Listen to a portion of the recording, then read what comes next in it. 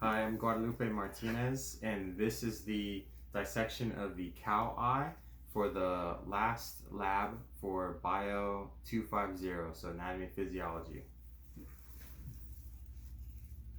Okay, so here we have the already dissected cow eyeball. So to go down my list, looking at the exterior of it first, we have the optic nerve. So central nervous system 2, optic nerve. You can kind of see, you can see the stem right there for the optic nerve. Next we have extrinsic eye muscles. So turning it over, you've got all the extrinsic eye muscle on the outside, all through the optic nerve, and some fat right there. Next we have the cornea. Right? So right here, the outer layer, that's the cornea. Then the sclera, which is in the backside of it, of the eyeball. Back here, that's the sclera. All right, working next, the corneal section. All right, anterior chamber.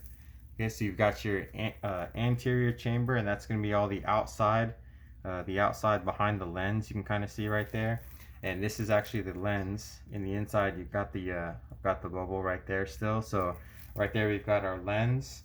Working next, we have our pupil. So the pupil is going to be the very inside, between the dark. I guess you kind of got that dark opening right there, and there you've got the pupil.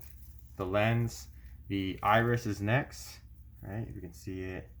The iris is at the very top of the eyeball, the black part right there. That's our iris. What's next? The retina. All right, the retina is going to be in the rear of the eye. Turn this around. It's around back here. Okay, so the retina is, see which one I can see it better on. I guess either one. So the retina is going to be in the rear in the eye, about right here. Right there is where you're going to find the retina. And last should have the choroid, right? The choroid is at the top of the eyeball. The choroid is up in here, in the inside, right there. That's the choroid. Right, that's the choroid. All right, so that's all the specific pieces of the cow eye. All right, to answer the questions, what happens to the diameter of the right pupil when you briefly shine a flashlight into the right eye? So the pupil is actually going to constrict, so it'll get smaller. Through which structures, openings, and chambers of the eye does the light from the flashlight pass in order to reach the retina?